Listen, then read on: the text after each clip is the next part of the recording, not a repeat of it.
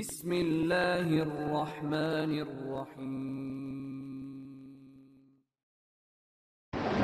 আসসালামু আলাইকুম ওয়া রাহমাতুল্লাহ। আলহামদুলিল্লাহ ওয়াহদা ওয়াসসালাতু ওয়াসসালামু আলা রাসূলিল্লাহ ওয়া বা'দ। আউযু বিল্লাহি মিনাশ শাইতানির রাজীম। বিসমিল্লাহির রহমানির রহিম। আমরা ধারাবাহিকভাবে আলোচনা করতেছি বিদআতের বিষয় নিয়ে। সেই হিসাবে আজকে আমাদের আলোচনার পঞ্চম পর্ব। আর বেদাত কি কারণে সমাজে চালু হয়েছে, ধারাবাহিকভাবে সেই হিসাবে আজকে আমাদের আলোচনা হচ্ছে তৃতীয় পর্ব। আজকে আমরা আলোচনা করব যেই কারণে বেদাত চালু হয়েছে সমাজে, তারই পঞ্চম নম্বর হলো বেদাতপন্থীদের সংস্রবণ এবং তাদের সাথে উঠা বসা।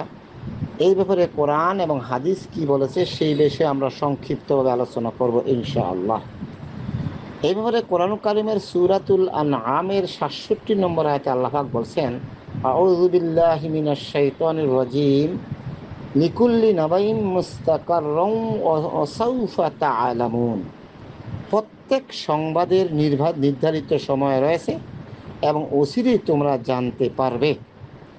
তার মানে যে যা করেছেন তার বিষয়টা আল্লাহ পাক তাদেরকে যথাযথ মূল্যায়ন, যথাযথ বিনিময় দেওয়া হবে। এই ব্যাপারে কোরআন কারিমের সূরাতুল জিলজালের ৪ নম্বর আয়াতে সুনানে তিরমিজির ৩,৩53 নম্বর হাদিসে আল্লাহ রাসূল সাল্লাল্লাহু আলাইহি ওয়াসাল্লাম বলেছে, হে আবু হুরায়রা, সেদিন তোমাদের কি হবে যেদিন জমিন সব বিস্তারিত বর্ণনা করবে। তখন এই আয়াত পড়ছে, ইয়াউমাইযিন তুহাদ্দিসু আখবারাহা, সেদিন জমিন তোমার সমস্ত কিছু বিস্তারিত খুলে খুলে বর্ণনা করে দিবে। হুজুর সাহেব, মুফতি সাহেব, বুজুর্গ সাহেব, ওলি সাহেব কীভাবে মানুষকে ধর্মের নামে ধোঁকা দিয়ে মানুষকে দিন থেকে দূরে সরেছে। সেদিন গাছ, জমিন, মিম্বার, খুতবা, মসজিদ সব কিছু সাক্ষী দিবে যে সে দুনিয়ার লোভ করার জন্য, দুনিয়ার লোভ লালসা পেট পূজার জন্য লোক তাকে প্রশ্ন করেছে, লোক সে প্রশ্নের উত্তর গোপন করেছে। তাকে সে সঠিক উত্তর দিলে তাকে মানুষ লামাজাবি বলবে, তাকে গোস্তাকি রাসূল বলবে, তাকে ওহাবি বলবে, তাকে আহলুল হাদিস বলবে এবং মসজিদ থেকে চাকরি চলে যাবে। এই জন্য সে কথা বলে নাই। এই জন্য সূরা জিলজালে বলছে, ইয়াউমাইযিন তুহাদ্দিসু আখবারাহা, সেদিন জমিন তার সঠিক সব কথা বর্ণনা করে দিবে। সেদিন কোথায় কি অবস্থায় দাঁড়িয়ে তুমি কি গোপন করেছো সব বর্ণনা করে দিবে। সুতরাং আমাদেরকে বাঁচতে হবে। যাই হোক, তো সূরাতুল আনআমের ৬৭ নম্বর আয়াতে আল্লাহ পাক এই কথা বলছে। এরপরে সূরাতুল ফুরকানের ২৯-৩০ নম্বর আয়াতে বলছেন, আর সেদিন জালিমরা নিজেদের হাত দুটোকে কামড়িয়ে বলবে, হায় আফসোস, আমি যদি রাসূল সাল্লাল্লাহু আলাইহি সাল্লামের সাথে তার কোন পথ অবলম্বন করতাম কতই না ভালো হতো। আজ আমরা যখন বলি কোরআন হাদিসের কথা, অনেকে সে বিশ্বাস করেন। এখন আমরা সকলে জানেন, কয় আমার হুজুর কি কম বোঝে, বুজুর্গ কি কম বোঝে, এত বড় মুফতি, এত বড় মুহাদ্দিস, এত হাদিস পড়ছে, দাওরা পড়ছে, কোরআনের মুফাসসির হয়েছে, উনি কি কম বুঝেছে? আমাদের ইমাম, আমাদের বুজুর্গ, আমাদের ফকিহ কি কম বুঝেছে? সেদিন আল্লাহ পাক সেদিন বলছেন, তখন রসুলের কথাকে প্রত্যক্ষ পরকতারা পরিহার করে দিয়ে মানুষের কথা, বুজুর্গের কথা, উলির কথা বলেছেন। আমরা যখন কোরআন খুলে বলছি, ভাই কোরআনে আছে, হাদিস আছে, বুখারী, মুসলিম, আবু দাউদ, তিরমিজি, নাসাই, ইবনে মাজাহ, রিয়াজুস সালিহিন আছে, দেখেন, তখন বলে দেখার দরকার নেই, আমার হুজুরকে কম বোঝে, তুমি প্রতারক, তোমরা সমাজে ফিতনা সৃষ্টি করতে আসছো। সেটাই আল্লাহ রাব্বুল আলামিন সূরাতুল ফুরকান বলছে, সেদিন জালিমরা তাদের হাত কামড়াইতে কামড়াইতে বলবে, হায় আফসোস, যদি আমরা দুনিয়াতে রাসূল সাল্লাল্লাহু আলাইহি ওয়াসাল্লাম পদাঙ্ক অনুসরণ করতাম, বা আমরা অমুককে। এবং ২৯ নম্বর আয়াতে বলছে হায় আফসোস, ২৮ নম্বর আয়াতে বলছে হায় আফসোস, আমাদের দুর্ভাগ্য, আমরা যদি অমুককে বন্ধুরূপে গ্রহণ না করতাম, আর কতই না ভালো হতো।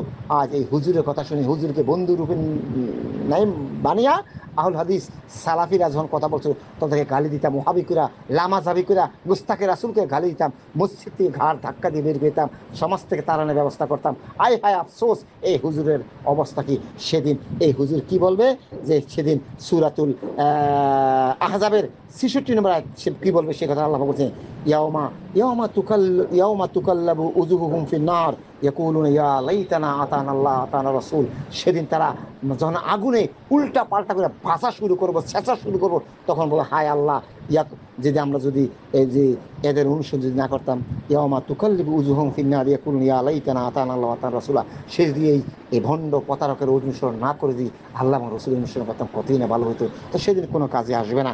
সুতরাং এটি হলো আপনার যে কী হয়েছে, বিদাতপন্থীদের, যারা বিদাত করে, যারা ভুল কথা বলে, তাদের সংস্রবণ, তাদের সাথে উঠা বসা করলে আপনাকে সেটাই করবে। এই জন্য রাসূল সাল্লাল্লাহু আলাইহি ওয়াসাল্লাম বলেছেন, মান তাশাব্বাহা বিকাওমান ফাহুয়া মিনহুম, যে যার সাদৃশ্য অবলম্বন করবে, যার সাথে চলবে, যার সাথে উঠা বসা করবে, তার সাথে হাসনাস হবে। আপনার হুজুর বেদাত কথা বলছে, আর যারা কোরআন হাদিসে দলিল দিছে, আমরা বলি না তাদের কথা ফট করে মেনে নেন, আমরা বলছি যাচাই করুন। এখন গ্লোবাল ভিলেজ, আপনার হাতের মুঠে মোবাইলটা, কম্পিউটার, ল্যাপটপটা আছে, আপনি কম্পিউটারে ক্লিক করলে পেয়ে যেতে পারেন।